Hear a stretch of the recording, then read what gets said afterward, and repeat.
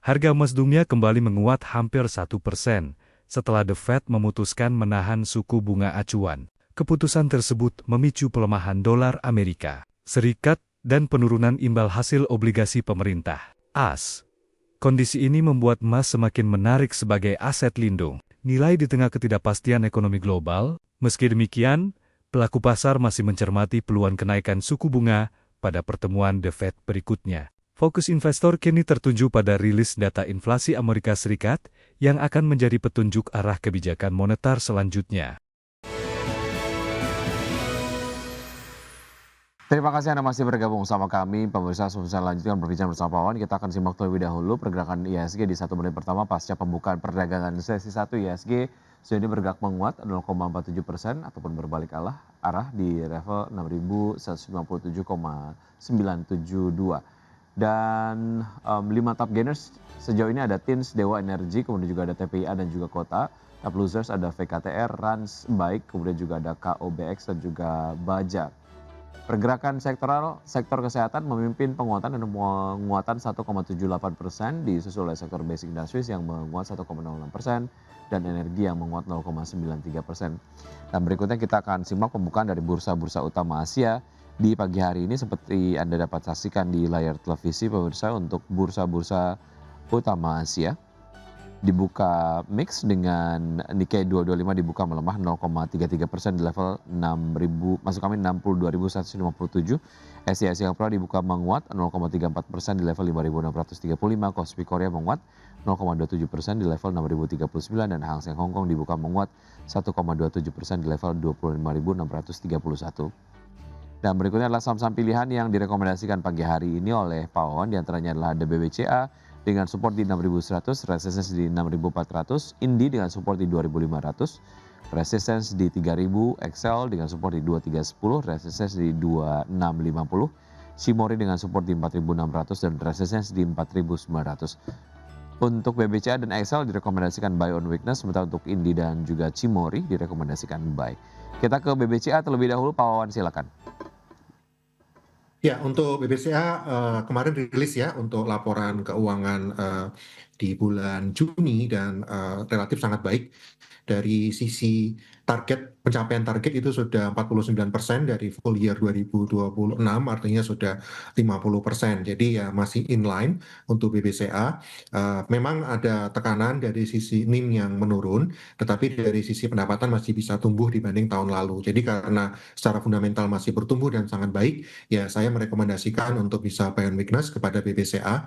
Apalagi kalau kita lihat kemarin, menariknya meskipun asing itu net sell di seluruh pasar dan di big banks, tapi untuk BCA asing malah net buy gitu ya. Mungkin ya memang mengacu kepada rilis laporan keuangan. Jadi saya sarankan untuk buy on weakness, terutama bila harganya bisa menurun ke sekitar 6.100. Baik, kalau secara valuasi untuk BCA seperti apa? Harga wajarnya di berapa sebetulnya untuk BCA, Pak Wawan?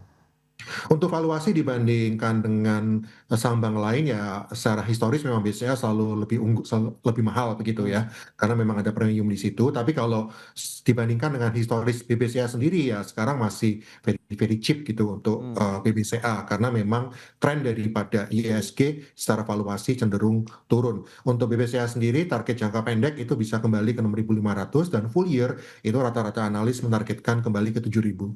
Oke, baik, dari BBCA kita bergeser ke Indi, silakan. Ya, untuk Indi ada dua story utama. Story pertama adalah Indi kembali masuk ke LQ45, sehingga secara mekanis akan banyak fund-fund yang ETF ataupun reksadana yang acuannya ke LQ45 atau indeks-indeks lain seperti indeks 80 itu akan masuk ya ke Indi. Di sisi lain ya Indi batu bara begitu ya, di sektor yang di saat minyak itu naik ini menjadi substitusi yang dicari oleh orang-orang. Jadi untuk Indi sendiri itu harga saat ini masih disarankan untuk bisa masuk terutama di 2.600-an dengan target jangka pendek ke 2.800-an. Oke, dengan target price untuk Indi sendiri di akhir tahun di level berapa proyeksi dari Anda, Pak Wawan? Ya, untuk di akhir tahun, apalagi dengan dia kembali kepada indeks utama, itu bisa masuk ke targetnya di sekitar 3.000. Baik, dari Indi kita bergeser ke Excel, seperti apa analisisnya? Ya, baik. Untuk Excel sendiri, ini memang secara fundamental, mungkin di antara yang saya sarankan ini yang secara pendapatan negatif ya di Q1. Tapi ya kita melihat sudah ada perbaikan untuk kinerjanya Excel sendiri. Ditambah bahwa dari sisi teknikal, ini Excel sedang rebound begitu. Jadi ini bisa dipertimbangkan untuk masuk terutama jangkanya menengah pendek. Untuk Oke. Excel sendiri, target buy-nya bisa di sekitar 2.400 dengan target jangka pendek kembali ke 2.600. Oke, apa yang membuat Excel menarik jika dibandingkan dengan sektor komunikasi telekomunikasi lainnya, Pak Wawan? Ya, secara valuasi memang sektor telekomunikasi juga murah ya. Hmm. Mungkin paling paling tinggi justru Telkom gitu. Excel biasanya dibandingnya dengan Indosat. Kalau Excel, tapi dari sisi valuasi salah satu yang paling murah saat ini dan sekali lagi dari sisi teknikal itu sedang mengalami tren rebound atau technical rebound. Ini yang bisa dimanfaatkan. Baik, dari Excel kita ke Cimori, silakan. Ya untuk, Cimory sendiri ini laporan keuangannya sangat baik kalau dilihat dari Q1 itu mengalami peningkatan dan, sektor konsumen non siklikal itu salah satu yang paling defensif untuk saat ini. Jadi ini yang kita bisa lihat untuk Cimory, level harga saat ini relatif masih cukup menarik apalagi kalau bisa dapat di sekitar 4.600-an ya, karena target jangka pendek itu kembali ke 4.900 dan full year harapannya bisa di atas 5.000. Baik, bicara mengenai sektor konsumen non cyclical, biasanya untuk sektor ini cukup sensitif terhadap sentimen apa saja, Pak Wawan, dan apa yang kemudian dapat diantisipasi untuk kemudian mereka yang sudah memiliki saham-saham di sektor konsumen non cyclical?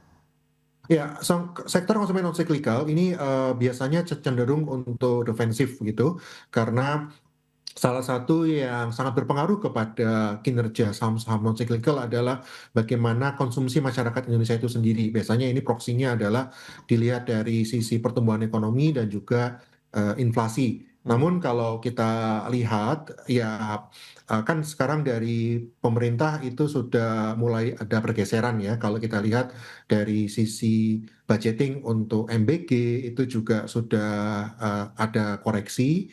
Kita melihat bahwa ini arah yang lebih baik untuk pemerintah bisa secara budget ini lebih, optimal dan ini harapannya ya bisa memicu kepada, money flow yang ada di masyarakat kembali tersebar dan, sektor-sektor konsumsi akan diuntungkan dari hal ini. Baik, beberapa saham yang direkomendasikan pagi hari ini dari Pak Wawan diantaranya adalah BBCA, India Excel, dan juga Cimori dengan support dan juga resistance, kemudian rekomendasi sudah disampaikan tadi ya. Dan berikutnya terkait dengan pergerakan di ISG, Pak Wawan, pasca kemudian koreksi 5.000 beruntun, kemana arah ISG selanjutnya? Ya, setelah 5 hari memang IHSG, sudah ada potensi untuk rebound dan hari ini sudah mulai rebound ya. Support kuat di IHSG itu ada di 6.100, kalau ini tertembus ya support kuat berikutnya di 6.000 sebagai level psikologis penting.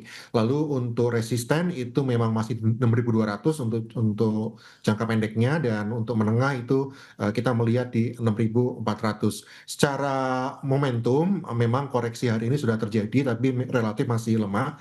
Market sepertinya sudah mengambil posisi bahwa suku bunga The Fed kemungkinan akan dipertahankan ya. Kalau terjadi kenaikan ini akan menjadi, katalis negatif untuk IHSG, kalau bisa diturunkan ya ini surprise begitu ya, tapi kita melihat banyak analis melihatnya masih stay.